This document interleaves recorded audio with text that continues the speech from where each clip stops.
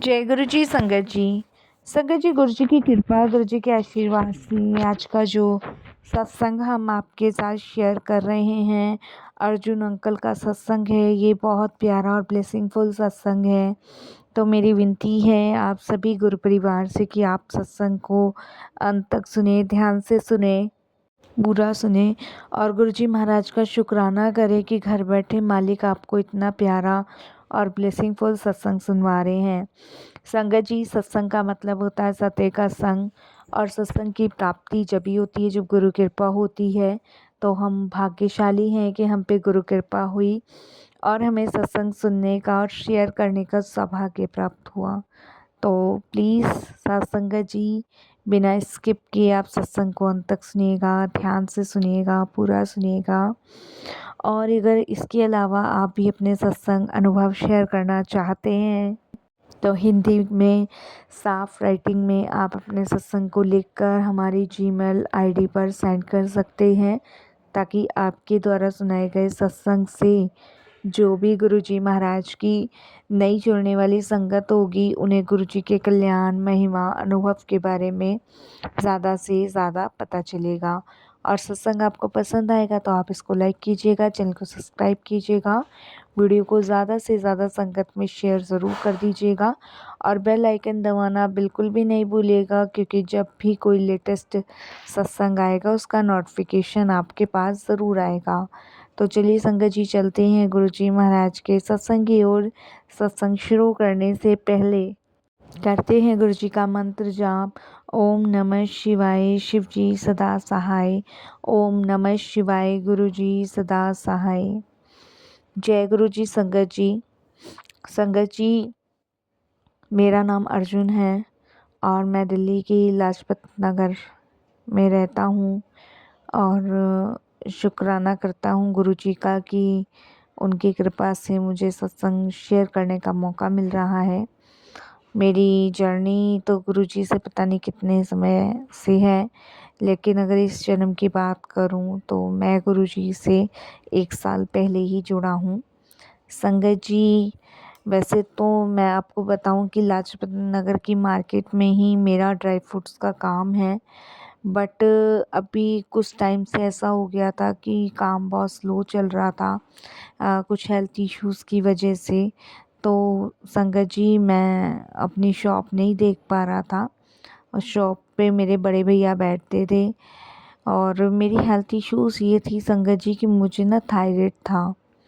Thyroid के साथ साथ संगत जी मेरा गला बिल्कुल जाम रहता था। और संगत जी, थायराइड और गला जाम और मोटापा मेरे में बहुत ज़्यादा था, जिसके कारण संगत जी मेरी शादी नहीं हो रही थी। और करीबन मेरी उम्र भी संगत जी ये लगा लीजिए 35-36 साल हो गई थी। लड़की वाले आते थे, देख कर चले जाते थे। और संगत जी, क्या क्या चीज़ें आप उनसे छुपा सकते हो, छुपाना ठीक भी तो नहीं है ना। तो भैया काफ़ी लड़कियां देख कर आते भी थे, लेकिन संगत जी वो लोग जब मुझे देखने आते थे तो बात बनते बनते बिगड़ जाती थी। काफ़ी बार हो गया था। तो संगत जी, इसीलिए मैंने एक्सरसाइज करना शुरू किया, होम्योपैथिक, आयुर्वेदिक सब दवाइयाँ कराई, लेकिन आराम नहीं पड़ रहा था। किसी भी चीज़ से आराम तो देखिए संगत जी नहीं पड़ रहा था। परेशान तो मैं बहुत ज़्यादा था। और ये लगा लो संगत जी, मैंने अपना खाना पीना भी बहुत कम कर दिया था, क्योंकि हमारी जहाँ ड्राई फ्रूट्स की दुकान है ना, उसके बराबर में संगत जी हलवाई की भी दुकान है। तो कभी समोसे खा लिए, कभी जलेबी खा ली, कभी छोले भटूरे खा लिए, कभी कुछ ऐसे ही खाता रहता था। इसके अलावा संगत जी, ड्राई फ्रूट्स की दुकान है तो कभी कुछ मुंह में डाल लिया, कभी कुछ मुंह में डाल लिया। और भगवान की कृपा से किसी प्रकार की कोई कमी तो थी नहीं। बस यही 2 चीज़ की परेशानी थी, एक तो बीमारी, ऊपर से शादी नहीं हो रही। और संगत जी, मेरे को किसी ने बताया था भोलेनाथ के व्रत रखने के लिए। मैंने शिव जी के 16 व्रत भी रखे।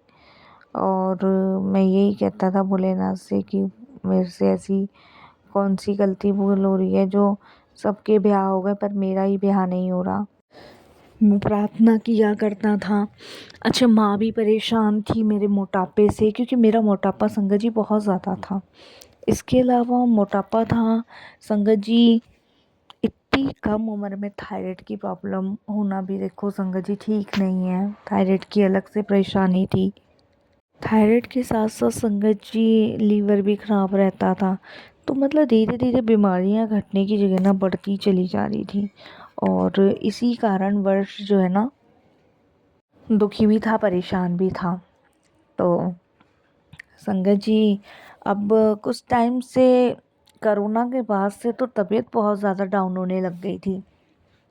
आलस बहुत ज़्यादा, किसी काम में मन नहीं लगा रहता था, घर में ही पड़ा रहता था। और तबीयत ख़राब होने की वजह से दुकान भी नहीं संभाल पा रहा था, भैया ही संभाल रहे थे। हालांकि मैं भैया की अलग शॉप है, लेकिन वो बेचारे मेरी भी दुकान संभाल रहे थे और अपनी भी। तो इसके लिए तो मैं भैया को भी थैंक यू बोलूँगा इस सत्संग के माध्यम से। तो संगत जी, फिर एक दिन ऐसा हुआ कि मेरी तबीयत बहुत ज़्यादा ख़राब हो गई और मुझे हॉस्पिटल में एडमिट करना पड़ा। और डॉक्टर का कहना था कि देखो, अगर वेट कम नहीं किया या फिर मोटापा कम नहीं हुआ आपका, तो अ, कुछ भी हो सकता है, देखो जान भी जा सकती है। क्योंकि संगत जी, आप यकीन नहीं मानेंगे, 160 किलो वेट होना बहुत बड़ी बात है। और 160 किलो वेट का मतलब है आदमी कहाँ जा रहा है, आप समझ सकते हो।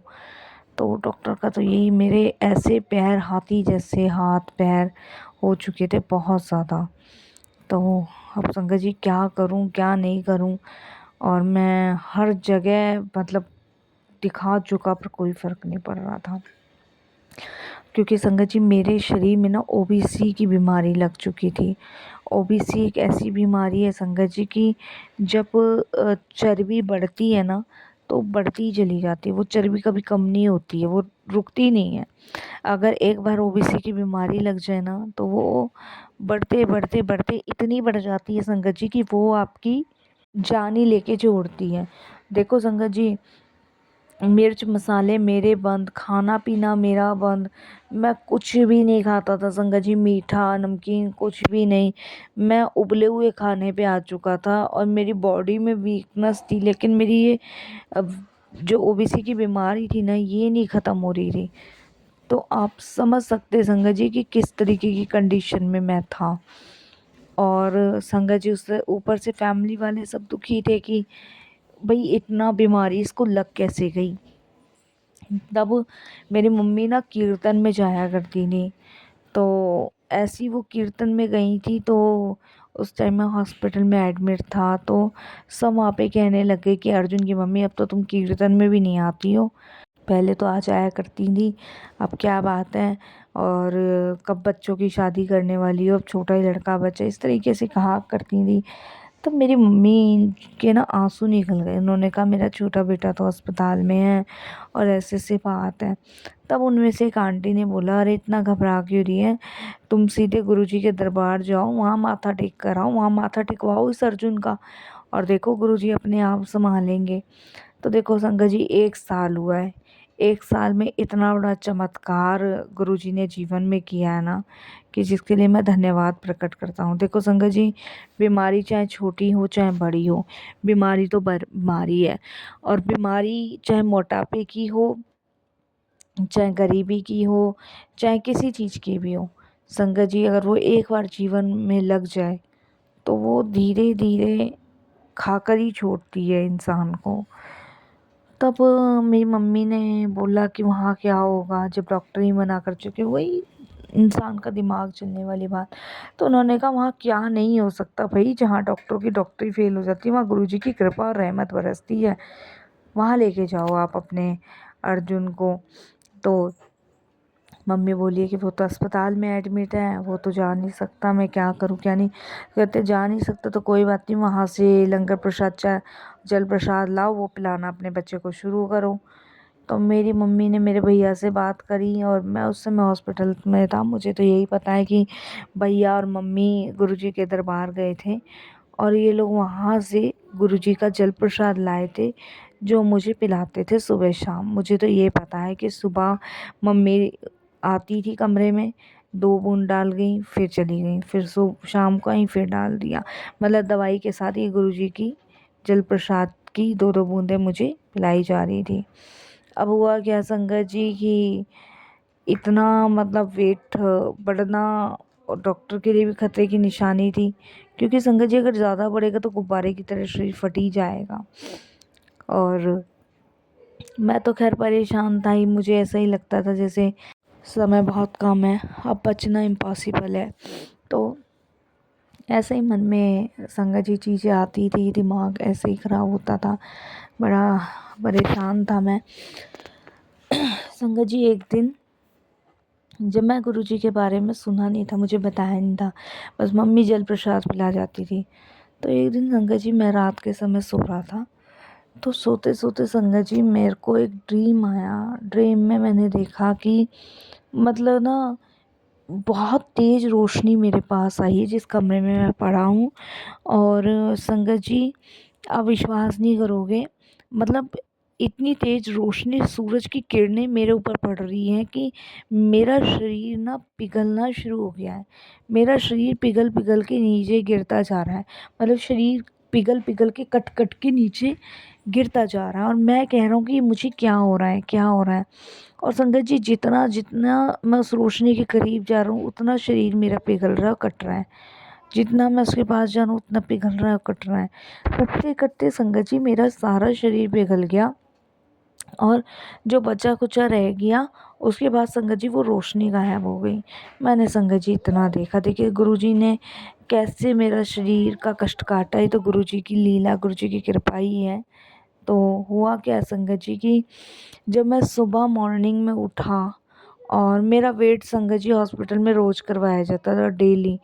तो आप विश्वास नहीं मानोगे संगत जी, 50 किलो वेट कम हो गया, 50 किलो वेट। डॉक्टर भी हैरान थे कि एक दिन में कैसे पॉसिबल है। तो डॉक्टर को तो लग रहा था कि उनकी मेडिसिन से है, मुझे भी लग रहा था मेडिसिन से। जब डॉक्टर ने मेरे भाई और मम्मी को बुलाया और उन्होंने कहा कि 50 किलो वेट कम हुआ है, 110 किलो वेट आपके बेटे का रह गया है और ये भी हो जाएगा। और संगत जी डॉक्टर को तो यही लग रहा था, लेकिन मेरी मम्मी और भाई का कहना था कि हमें तो यही लग रहा है वो जो गुरुजी का जल प्रसाद पिलाया ना उससे कम हुआ है। तो मैंने गुरुजी का जल प्रसाद, जब उन्होंने गुरुजी के बारे में बताया, उनकी महिमा के बारे में बताया, तब मैंने कहा भाई भगवान तो कुछ भी कर सकते हैं, कुछ भी इम्पॉसिबल चीज़ों को भी पॉसिबल कर सकते हैं। तो मम्मी ने बोला तो गुरुजी का शुक्राना करें यहीं बैठे बैठे, जैसे उन्होंने बुलवाया मैंने संगत जी वैसे ही बोला। उसके बाद संगत जी धीरे धीरे मेरा वेट कम होना शुरू हो गया, धीरे धीरे। आप विश्वास नहीं करोगे संगत जी, 1 साल के अंदर मेरा सिर्फ 70 किलो वेट रह गया, सिर्फ 70 किलो। मेरा सारा वेट कम हो गया संगत जी। पहली बार मैं गुरुजी के जब दरबार गया ना, तो वही तेज रोशनी की किरण मेरे शरीर पे पड़ी संगत जी, जो मैंने हॉस्पिटल के अंदर देखी थी। तो संगत जी कब कैसे कष्ट गुरुजी काटते हैं ना, वो पता नहीं लगने देते बिल्कुल भी। चाहे वो हमारे ड्रीम में आके हमारे कष्ट काटे, चाहे संगत जी वो खुद हमारे सामने आके काटे, कोई माध्यम बनाए, कैसे भी कटवाए, लेकिन वो हमारे कष्ट काटते ज़रूर है संगत जी। और मैं तो हर पल शुक्राना करता हूँ उनका। मुझे याद है संगत जी जब लोग मुझे देखा करते थे ना तो मुझे हाथी बोला करते थे, लेकिन अब जब लोग देखते हैं ना तो अर्जुन करके बात करते हैं। और नहीं तो मैंने खुद अपने कानों से सुना है, लोग कहते थे वो देखो हाथी आ गया। तो मैंने कहा ना संगत जी, गुरुजी की शरण में जाने के बाद आपका दुख आपका नहीं रहता, आपका कष्ट आपका नहीं रहता, ये सब गुरुजी के हो जाते हैं। और जब ये सब दोनों गुरुजी के हो जाते हैं ना, तो फिर हम निश्चिंत हो जाते हैं, क्योंकि इसे काटने वाले गुरुजी होते हैं संगत जी। मैं बहुत दूर दूर तक गया संगत जी, बता नहीं सकता, राजस्थान, केरला, मैं बहुत जगह गया जहाँ जहाँ मुझे बताया ना कि मोटापा कम होने का यहाँ पे इलाज होता है, वहाँ वहाँ मैं गया, लेकिन कहीं भी संगत जी कोई बेनिफिट मुझे नहीं हुआ। लेकिन गुरुजी के मात्र जल प्रसाद से देखिए कितनी बड़ी कृपा हुई। और मैं तो संगत जी यही सजेस्ट करूँगा कि बीमारी हो चाहे ना हो, गुरु जी का जल प्रसाद लेना कभी ना छोड़े, वो हमेशा लेते रहे, हमेशा।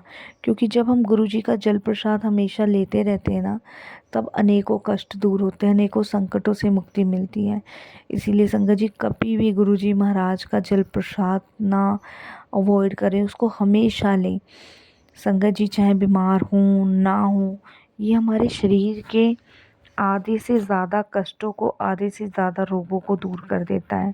संगत जी, गुरु जी की महिमा, गुरु जी का वर्णन करना अपने आप में बहुत बड़ी ब्लेसिंग्स है, बहुत बड़ी। मैं तो यही कहूँगा संगत जी कि आप सभी से कि आप हमेशा गुरु जी की शरण में रहें, गुरु जी की कृपा के पात्र बने रहें और निरंतर उनका जल प्रसाद, लंगर प्रसाद का सेवन करें, क्योंकि वो हमारी ब्लेसिंग्स हैं।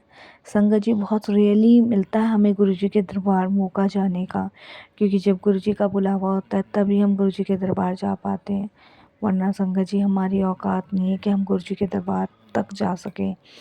उनकी जब मर्जी होती है, उनकी जब कृपा होती है, तभी हम उनके दरबार में कदम रख सकते हैं। और संगत जी, बड़ी खुशी होती है मुझे गुरु जी के दरबार में जाने पर। और देखिए संगत जी, गुरु जी महाराज की कृपा से शादी फिक्स हो गई है। अब ये जो देवठान एकादशी आएगी, इस पे संगत जी देखो मुहूर्त वगैरह निकाल के कब शादी तय होती है। सगाई मेरी हो गई है, और संगत जी जो लड़की वाले मना किया करते थे, आज वही रिश्ता ले लेके आ रहे हैं। तो सब गुरु जी की मेहर कृपा है। और संगत जी, बस भाई को यही चिंता थोड़ी सी सताती रहती कि कहीं दोबारा से मुझे प्रॉब्लम ना हो जाए। लेकिन गुरु जी के ऊपर सब चीज़ें छोड़ दी है, मैंने भाई को बोला है गुरु जी के ऊपर सब चीज़ें छोड़ दो, और गुरु जी अपने आप ठीक करेंगे जो भी है। जब गुरु जी हैं तो फिर डरने की, परेशान होने की कोई भी ज़रूरत, कोई भी बात नहीं है, क्योंकि उनकी मेहर, उनकी कृपा इतनी अनंत होती है ना कि वो हमेशा अपने बच्चों की रक्षा करते हैं। तो शुक्राना गुरु जी, बहुत बहुत आपका शुक्राना, अनंतम शुक्राना कि आपकी मेहर, आपकी कृपा मुझ पे हुई। और मैंने कभी सपने में भी नहीं सोचा था कि मैं संगत जी इन बीमारी से बाहर निकल पाऊँगा। क्योंकि संगत जी, ओबीसी की जो प्रॉब्लम होती है ना, वो आपके पूरे शरीर को ना फैटी कर देती है। आप कुछ भी मत खाओ, लेकिन आपके शरीर की ना खाले लटकने लग जाती है। मतलब 4 हाथी के बराबर तो संगत जी मेरा शरीर था। आप विश्वास नहीं करोगे, मैं नीचे उठ नहीं सकता था, बैठ नहीं सकता था, और नहा भी नहीं पाता था संगत जी, खड़े खड़े होके नहाया करता था। मैं धीरे धीरे ये बढ़ती गई, दुकान पे जाना छोड़ दिया। तो बस कैसे गुरुजी ने देखिए क्या किया, ये तो गुरुजी जाने।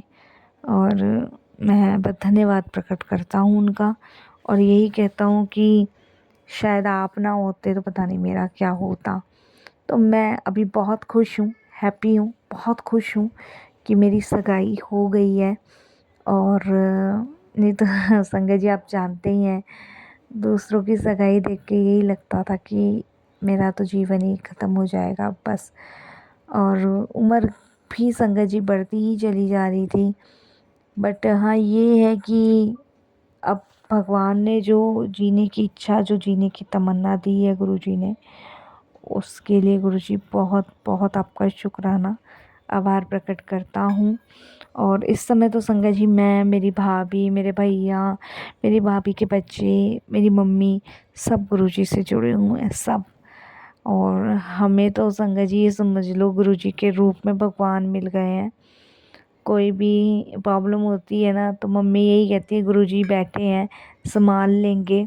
और अभी हमारे घर में नवरात्रों को, पहले नवरात्रे में गुरु जी के 2 स्वरूप भी आए हैं, और ये भी गुरु जी की देखिए महिमा है।